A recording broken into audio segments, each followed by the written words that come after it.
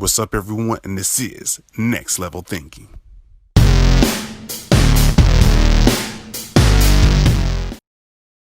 What's up, everyone? It's another episode of Next Level Thinking. As you know, we always help you take it to the next level and keep you inspired. It's your host, Chris Holmes, and today I have a lovely guest by the name of Tahiyyah Muhammad.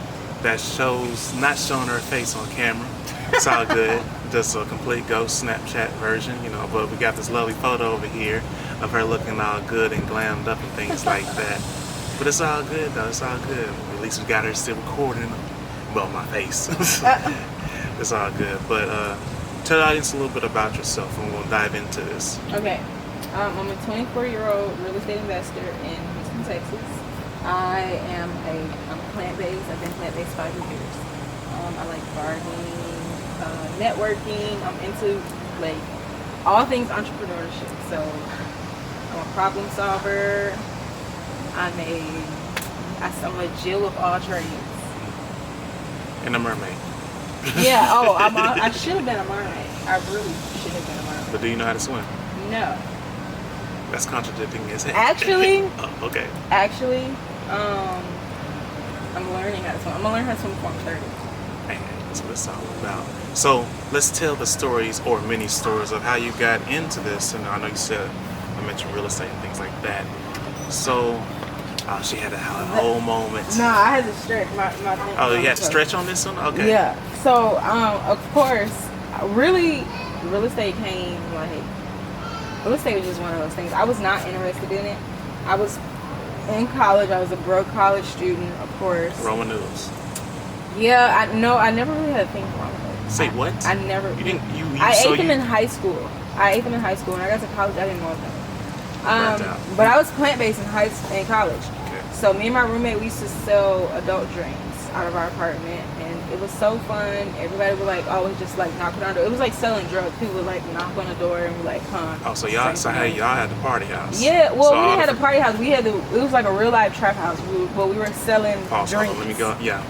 This is not actual drink, by the way. This is just regular Sprite. So don't. But look, and my mom had bought this course, and she was like, it was Jay Morrison's course. She had bought it. She did it. I saw her make money with it, but my thing was I just didn't like it. I was just it didn't make sense to me. And I stayed up one night. I took his whole course. I stayed up one night and I tweaked it. I was like, what if I do this? Wait a minute, pause. You took somebody else's course. Yeah, it was one of those things. I just knew this way was meant for me. I just needed to know what to do. That's it was at that moment. She knew. She figured something out. Yeah, I just needed to know what to do. I needed to know the ins and outs, what could possibly happen, all that. And then I knew how I was going to do it. Okay. So I did it. I made a bet with them that if it worked, they had to pay me $1,000. I went to school the next day. There was this guy I met. He was finishing college at a community college. He was a carpenter. He was taking. Cool. He had to submit a final portfolio or something like that. He was like, I need 2 houses to buy and fix up. And I was like, oh shit, I can get you the houses. I went out that day. I found some houses, put them under contract, hit him up. I was like, hey, I got 2 houses. They were $15,000 each. He's like, I want both of them. Then he hit me up. He's like, hey, I can buy one today, buy the other one later. I was like, well, just buy this one. I went on Craigslist, posted my house. This couple hit me up. They was like, hey, we just registered our business. We want to buy properties. And I was like, okay, cool. I got this house.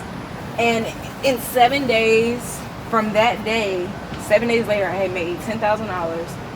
And I made $14,000. I sold 2 houses for $7,000 each profit. And I was like, oh shit. But it was the way that I did it. I was like, okay, I'm just gonna keep doing it. And I kept. Because you were like, wait a minute, I just make this. It's it was so cool. Everybody was like, oh, you should never bring your sellers and your buyers to close. And I was like, fuck that. Me and my sellers and my buyers sat at the same table. We ate cookies. We drank wine. They gave me my check. So y'all was like, oh, let's go ahead and close this deal. And they told people about me too. It was like, oh my God, this girl helped us sell our house in 6 days, and we got cash at closing, and people just started hitting me up, and it went from there. And now I was in Louisiana at the time, so I moved out here to Houston, 3-4 months ago, and I've been doing it here. Just taking advantage of all our cheap real estate. Nah, y'all, real estate is it's so chaotic here. It's horrible. I'm trying to find my lane because it's horrible here. Gotcha. So it's like a huge, like, different market from where you was originally. It's that too, but it's like people here, I don't know. I don't think a lot of people here were taught like the morals, the principles, the the code of tongue tied. You good? Code of ethics. When it comes to dealing with people and their real estate and their personal information, you get people who, first of all, they don't understand what a deal is, so they tell people they can get this much and that much for the house, and they're wrong, and then they void contracts, and it's like you could just hire somebody to teach you, learn the right way, and then you don't have to go through all of that. But when you do that continuously, people are like, nah, I pass. Gotcha. So we actually get like in the nitty-gritty of like your own personal experiences. Yeah, well, I never had these experiences. I've worked with people who have. I actually learned real estate because Jay Morrison's he knows what he's doing. But then I also got a mentor 2 years later who worked hand in hand with me. Gotcha. And who taught me like the ins, the outs, the nitty-gritty, the bad, the good. So I wasn't one of those people who was like voiding contracts and messing over people. If I put your house under contract, it's because I know who's going to buy it, and it's gone that same day. Yeah, but I worked with so many people who were like, oh, I had 10 contracts and I had to void them. I'm just like, this is sad as shit. I hate to hear that. Like, what the heck? Like, what are you doing? I want to ask them so bad, and then, they're fans of all these other people, but, if those people were right, you will be closing deals. Hey, she said that's how I see it. Hey. Yeah, but that's my life story. Oh, no, we're digging in a little bit more, though. I'm with it. Let's go. So the importance of finding someone to actually like use as a guideline, mentorship or coach and things like that. This, I feel like, goes along like your inner circle. I believe everybody needs some kind of coach in life because it's just not born and pop up knowing everything. So what's the, in your own way of answering the importance of having someone to guide you along the way instead of bumping your own dang head? I feel like either way you're going to bump your head. But when a baby gets ready to walk, a baby's not going to they're going to walk regardless. Oh yeah. But if a baby has a guide on how to take steps, they have somebody, if they fall, to comfort them. If they don't feel like it, like the little baby that's in there, he's 1. He doesn't like walking. I try to get him to walk every day. He doesn't like it. But some days I'll come down and I'm like, hey, you want to walk today? And he'll do it. If he falls, he knows that I'm there to pick him up. He knows that I'm there to guide him around the living room for all the things that could possibly poke him or he could trip over. So I feel like it's the same thing with having a mentor. Like, he's gonna fall. He's gonna hit his head. He's gonna skid his knees. He's gonna do all of that. But it gives him a little bit more comfort, and it helps guide him when he has someone to help him. So I feel like, you won't let somebody who didn't go to school for 4 years or 8 years cut you open to perform open heart surgery. No, he ain't touching me. So that's a no-no. I don't see why people think like, okay, I don't have to learn anything. I can just read a bunch of free articles and watch a bunch of free videos. Yeah, but if I watched a bunch of free videos and attempted to perform open heart surgery on you, you would probably have me arrested. Yeah, because I'd be like, if you attempt that, I'm about to. It's the same thing with real estate though. Like, if you wouldn't let someone who watched YouTube videos cut you open, you shouldn't watch YouTube videos and think you should go put someone's house under contract, because you're probably missing a few steps. Gotcha. That's what it's all about. And then I wanted to bring this up too. It's like, isn't it funny how we make things that's supposed to be incredibly simple very complicated? Because especially like when I'm using the analogy, for example, of the baby, because when they're starting to walk and things like that, of course, the first time they may struggle a little bit, but they take that initiative, even if they don't want to, and sometimes they do, just start trying. Yeah. And then when they fall, they have that person you're talking about to help them up. Yeah. It seems like today, in today's world, we forget the basic concepts to the point where we don't want to take that first step at all. We want to expect somebody to do it all for us, and then want to blame them because of you.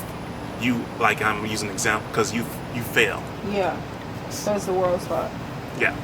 Someone pointed out to me the other day that it's like the blind leading the blind, because if you look at it, this new generation, when they had kids and their kids started taking their first steps, they went and put the heaviest shoes on their kids' foot. The worst shoes in the world. They bought Jordans and Nikes for them to learn how to walk in. When for years, people learned how to walk in baby shoes. Yeah. The walking shoes that were made for kids to learn keep their balance and stuff.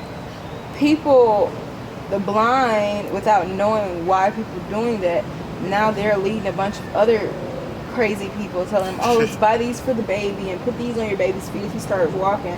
And then you got a bunch of babies walking crazy. Like, these kids don't even, and then they've named it something.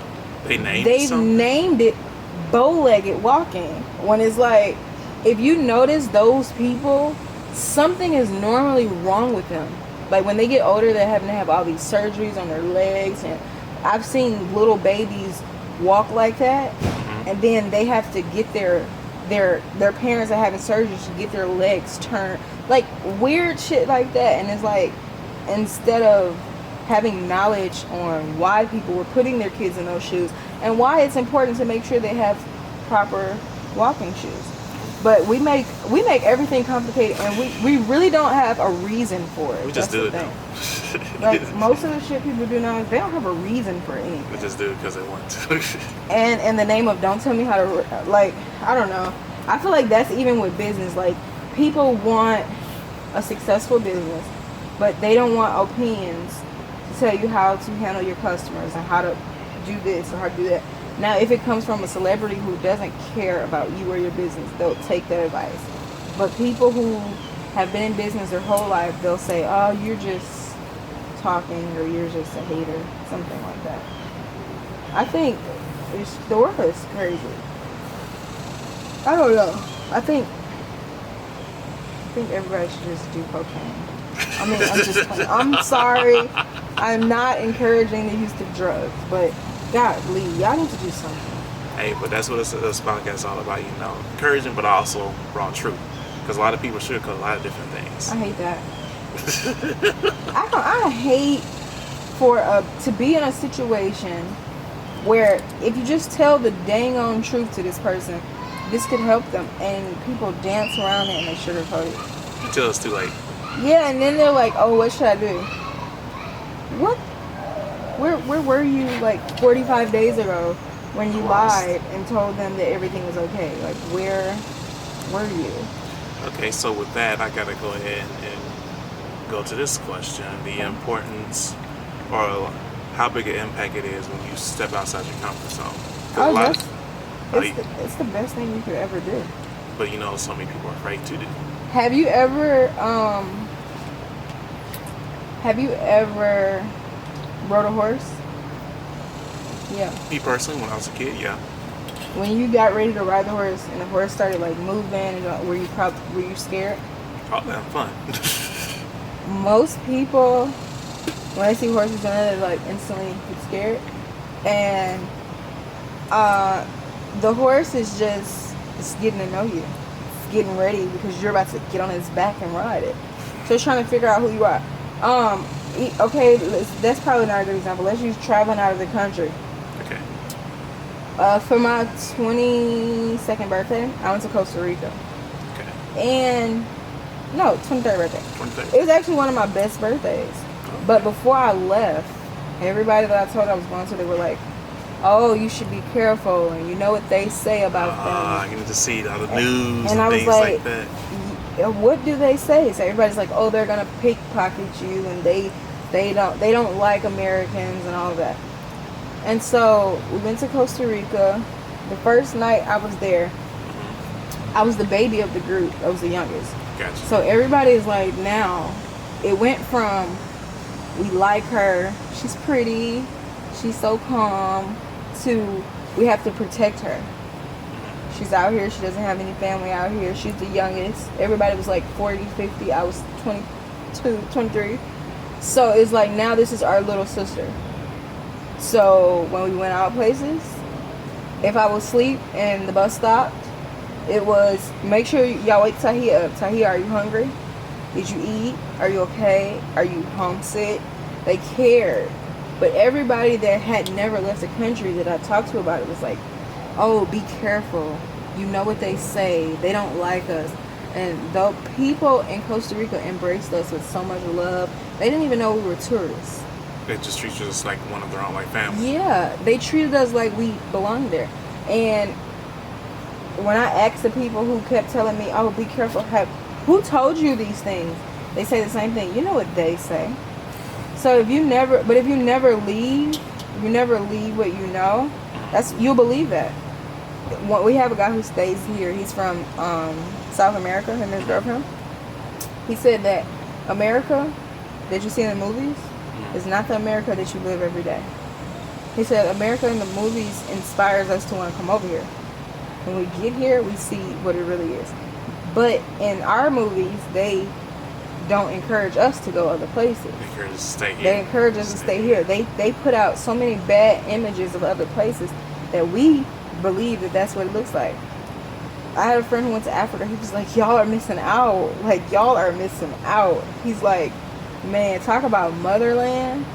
Y'all are missing out. And y'all are going to stay over here and die over here when all the riches and all of that is there. Those are just examples. If you never leave your comfort zone, you never know. Your life can only, in your perspective of places and things, can only be built off of what someone else told you.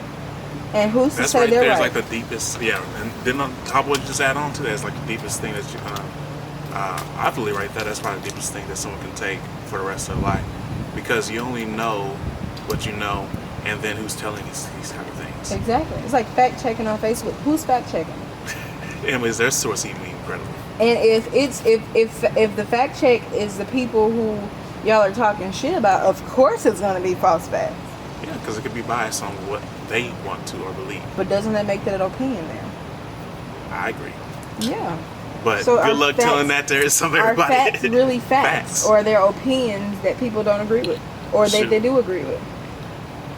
Oh, that's true. I'll pull like one from like one of my favorite sociology professors was saying, like, everybody's perspective of life changes based on the moral values, how they were raised and things like that. Mm-hmm. So if you were raised Catholic in a very protective home versus someone who was raised Baptist in a more open home, in a different environments and things like that, I can promise your perspective of life is going to be completely different. My perspective of life changed 3 times in my whole life.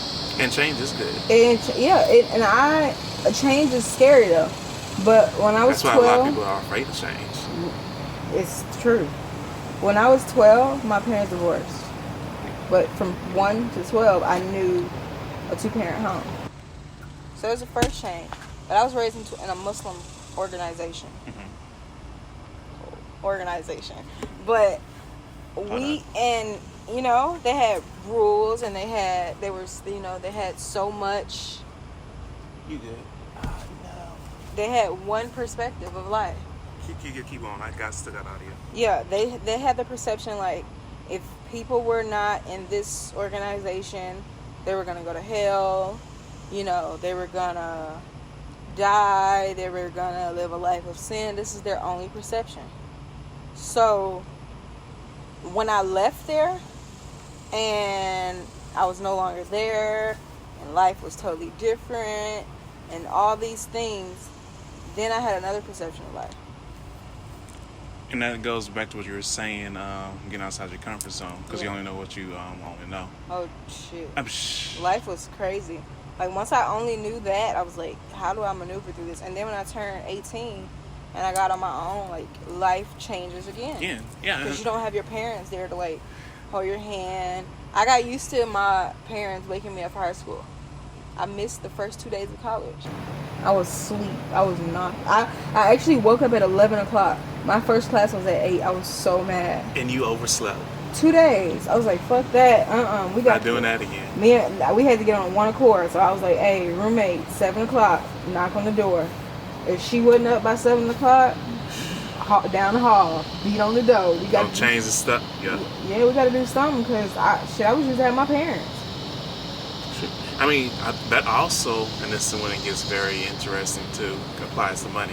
Like if you were told, and this is the really sad thing, if you were told every day of your life that you're to struggle, you're people who have wealth or have luxury lifestyles are bad, and you shouldn't want these kind of things because it's going to make this other person feel bad and things like that, and you have people that carry that the entire life and never really live the full life or the things that they should have because, going back to what you said earlier, what they've been told.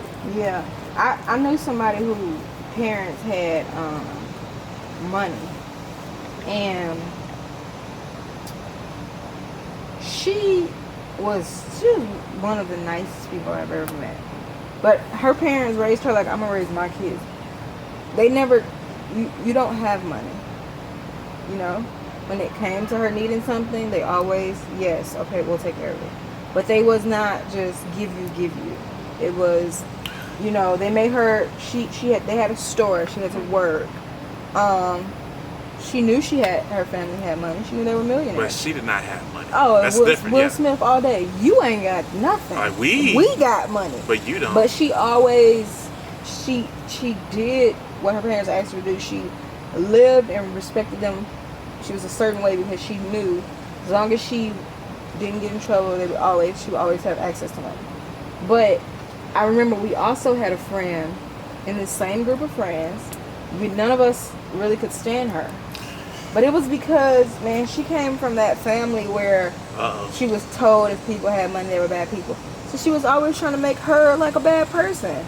And I'm just like, am I the only person here that realizes that she's not a bad person? And so one day, we were going to pick her up, and her mom, they didn't like the girl whose family had money. So we were picking her up, and her mom was like yelling at her and all this. And I had went to the door to get her, and I was just listening. And she was like, you're walking around here acting like no one else's feelings matter, and you're acting sedity and all of that. They're just going on off on her. And she tried to blame it on the other friend. And I said, well, you can't blame it on her because she doesn't act like that. So but then when I realized it was her parents that were telling her that this is how people with money act, and she was creating an image of our friend that wasn't even really who she was because of something somebody else told her, and we just stopped being friends with her because I was like, that was the first time that I had ever met someone they were filthy rich, like, and probably super nice. Yeah, like she had her first car. She got her first car at 16. Her dad bought her a Mercedes Benz, but she was always like, Tahiyyah, you want to drive my car? So it wasn't like, oh, the car means way too much to me for you to drive it. It was, look, hey, throw you the keys. Like, you drive. They were nice people. So but most of the time you're told that shit by people who've never had money. Things. They've never had anything, and someone told them that, and that's why they don't have it. So I would just say consider the source. Like, would you trade your life with that person? Would you trade your current situation now with that person? And if you wouldn't trade your current situation now from that person, you probably shouldn't trade news or thoughts with them either, because they don't probably have that much to give. Well said. It's crazy, but I just feel like people should just be. Like, if you just be for 30 days without any of these limitations, without any of these perceptions, just be. You will literally be like a baby. And then you have no reason to be biased, and you can form new perceptions. And you should form new perceptions, because every day the world changes. So why are some people stuck in the past? Every day. I don't know why people... Yeah, being stuck in the past is so useless. I saw a post the other day that said, as soon as I start doing good, y'all start talking about what I did in 2008. I don't even know who that girl is from 2008. Like, who is that? Like when people say old stuff, I'm just like, okay, you must have you met me? Like I'm fucking awesome, bitch. Like, I'm rich. Like have you met me now, or you met that person? Like where we at? We're back in like the Stone Age. Or are we moving forward? Like Right. because you gonna miss everything in front of you just looking in the past. You gonna miss your blessing. I was y'all blessing, y'all missed it. Ain't it kind of funny? And I'm pretty sure a lot of people listening to this can relate to this. How the people who were, this is the common example. The people who were very popular in high school are now so far behind and lost in life. And built like SpongeBob. Yes, but. I'm sorry. But at the same time, they want to hold on to that past, even though it's like years later. Yeah, I noticed that on Facebook a lot. I used to be, I was not popular in high school. I knew everybody, mostly. Everybody knew me. I grew up in a small town, but I wasn't popular. And fresh out of high school, what did I do? I went to college and I moved to Louisiana. And when I moved to Louisiana, it was like everybody just was like, "Oh, I want to be your friend now." I'm like, "What the fuck?" Then I started realizing it was because you motherfuckers now, y'all built like SpongeBob and shit. Y'all ain't got no friends, and people was hyping y'all up in high school, but they ain't realize, like, you know what I'm saying? You keep hyping them up as much as you do, and not holding them to any expectations. They just maneuvering through school, not learning nothing. Like, you know what I'm saying? What chance do they really have? That's that reality check. You find out like who you really are when you go into the real world, and that who was there just fronting. And I feel like even college shouldn't, like, you know how they use your GPA ooh, now we're getting to really determine like your performance, academic performance. I feel like that's so stupid. Because Go ahead. who the fuck? I was in high school. I was a kid. Why does that matter if it's like I'm opening a new door to be a new person, and you want to bring all my old results into this?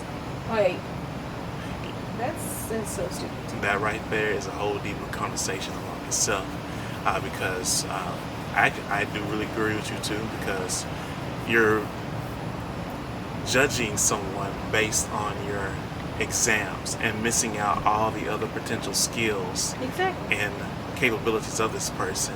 But because this person's, let's say, strengths are not in your exams, you're going to label this person something that they know, well, they probably don't know, but now you just, underneath them and brought them down because of how they perform on a certain Bring their ass a check. I bet you they take it. That's why I didn't finish college right there, though. Stuff like that. I just try, I'm a person, I let go of the past. But maybe, I guess, when you say it, when you get to the point where, like, you're, like, tired of talking about it, and I guess after this, I'll be tired of talking about it. But this one person, I was in college, and, life starts happening. You Right. start missing class, life really starts happening, you start going through stuff. And I remember I was towards the end of the semester, and I missed, like, 13 days of school. It was so bad. They put me on academic probation. Now, and when you're in college, you have, I think you have 3 or 5 appeals. Mm-hmm. I think it's 5. Is it 5 or 3? So I can't remember. I think it's, okay, however many. And there was this black woman who was in the office. I'm not going to even say the school because, I could really, I could give it to her. But she was in the office, and I remember coming in. I had got the letter about being on academic probation. I'm like, okay, I don't give a damn. I'm trying to get back into school. Yada, yada, yada. So she asked me, like, what happened? And I'm like, at the time, my granddad passed. And we were going through some shit where we were about to get evicted, all of this. So she asked me to bring an obituary and the eviction letter. I brought her the obituary, the eviction letter, and a letter stating, like, how they make you write those dumbass appeals saying what you're not going to do and what you're going to do, yada, yada, yada. So I did everything that she asked me to do. She even called me the day before the appeal was due and told me to come in the day before. Bring everything to the office. And something told me to ask this on the phone, but I was like, mosquitoes, young. I was like, I'll just wait till I get there. So I get there and I'm like, hey, question. Is there a guarantee that I'm gonna get back into school by doing this? Have driven an hour and 45 minutes to the campus. Ooh. And she looked at me and she told me no. And I said, well, why the hell you got me wasting my appeals if I'm not gonna get into school? And she said, that attitude right there is probably why you're not in school. And I looked at her and I said, it was at that moment. It was at that moment she had me fucked up. And I was like, yo, are you a millionaire? She was like, I make a pretty decent salary. I said, fuck that, are you a millionaire? And she said, no, but like I said, I make a pretty decent salary. I said, you show me one person that graduated from college that went on to be a millionaire, and I'll pay cash for this semester right here. And we looked each other in the eye, and I said, fuck you and this semester. And I walked out. And I walked out and I turned around. I said, you know what? It's sad because we look just like each other. And y'all took my money. You were at least supposed to try to help me get back in school. But you're so set on having your nose up in the damn air with your basic ass salary that you didn't even attempt. And I was like, I hope you enjoy that little petty ass salary. And I walked out. But it pissed me off because it was like, you made no attempt to help. No attempt. You knew that the appeal was not going to help me get back into school. And then she emailed me and told me that I don't even remember. But it was just like, but when I got ready to make the check out to them, y'all didn't hesitate to take my money. Y'all didn't hesitate to take my tuition check. But to help me get back in school, it was a problem. I was like, man, fuck you in this college. Because I just didn't understand it. I was like, that was the stupidest thing. I was like, nah, bro. That couldn't have. And that's when everything, 9 times out of 10, it gave me motivation to do something different. Well, I became a full-time entrepreneur there. I thought about, my mom actually went over our tax return for the year with me. And it was like, we made like, as a real estate business, we made like $350,000 that year. And I was like, I'm telling you, I feel like I would have just been cursed if I did this. Because I was going to go to the college and slap that fucking tax return on her desk and tell her to take it and shove it up her ass. But I was like, nah, I'm not going to do it. And then I turned around the next year and made $450,000. And I was like, fuck, like, I didn't even need college to do this shit. There are some things that I wish I would have stayed in college to learn, but man, when they're not trying to help you, you're just wasting your time. Yep. And you need like honest opinions like that because, of course, I finished college, but at the same time, I'm not so stuck in so many different ways and not realize that America was built off of capitalism, great innovators, and things like that to do something completely new. And it's funny how these people who at the same time, similar story, didn't finish college, but those same people who didn't finish college and have a great success in their careers, now they're called upon to speak in front of all the students. Oh yeah. Ain't that kind of interesting? I always said that. I forgot who it was. It was a speaker, but I was like, somebody had spoken at a university, and I was like, have you ever noticed that most of the people who they have as speakers, some of them, of course they finish, but most of the good ones, they don't even been to college. Or just using them for their name. Like, because the demands, and it makes sense because now they're making a huge amount of money. Yeah, it's like capitalism at its best. I gotta throw this one. It's gonna probably be a shout out to Hobson. In one of his songs, he pretty much asks this question: did the person who invented college go to college? That's a good question. I want to know whose idea was it that you had to go to college to be great? Because fuck them. Or I add on to this as we wrap this up. Who said your success was determined if you finished or not college? Because clearly success is every day waking up doing what you want to do, when you want to do it, how you want to do it, and helping as many people as you can. And as long as you do that every day, you will be successful. Like, I feel like people, it's the easiest thing ever. I mean, I'm reading this book, and I feel like this is my feeling on, don't stone me, guys, but this is my feeling on religion. I feel like people, I feel like this is the dumbest shit ever. Like, I feel like it's so easy. I said this earlier on Facebook. We don't allow ourselves to be smart. There's this guy who he just breaks down the Bible and he starts talking about how, like, they put the Bible in such terminology and, you know, they use metaphors and all of that, but they did it in such a way that if you read your whole life, if you read books your whole life, you could understand this. You could understand certain things that are not just said. You can understand words and you can understand so much, and nobody can manipulate you once you read the Bible and you're at that age where you're recognizing who God is and all that. But most people didn't spend their life reading. Most people didn't spend their life doing anything, so now when they read it, it's confusing.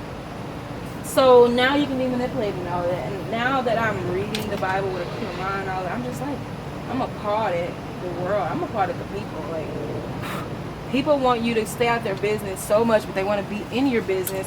But, you know, y'all are not doing anything to help yourself. And I feel like that's where we need to start. Well said. Or, it's funny you brought that up. Now, of course, I'm not going to dive into it because we can go a whole hour into this, and I know you got other things going on. Yeah. But at the same time, I think there is, I'm going to off on this note.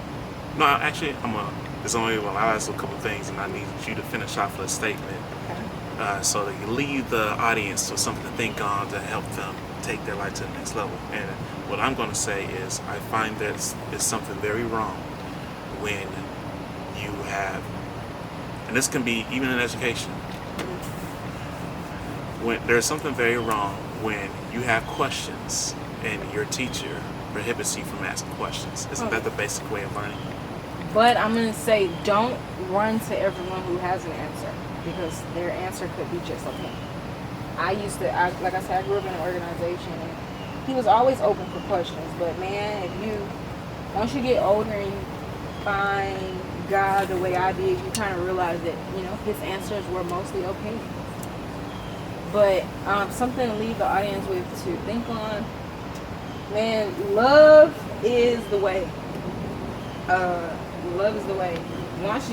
If you do everything in love, you won't fail. That's it. With that, we're going to go ahead and wrap it up. It's your host, Chris Holmes, as always. And then, of course, I have my special and left guest by the name of Tahiyyah. And we're going to go ahead and wrap this up. Make sure you take it to the next level. Subscribe, share, leave comments below, and keep the conversation going, because that's how you learn, by watching other people's journeys and tackling your own obstacles as you take it to the next level. And add me on social media. Go ahead and drop them social handles. Tahiyyah M on Instagram, Tahiyyah Muhammad on Facebook, and Tahiyyah M on Snapchat. And we are out.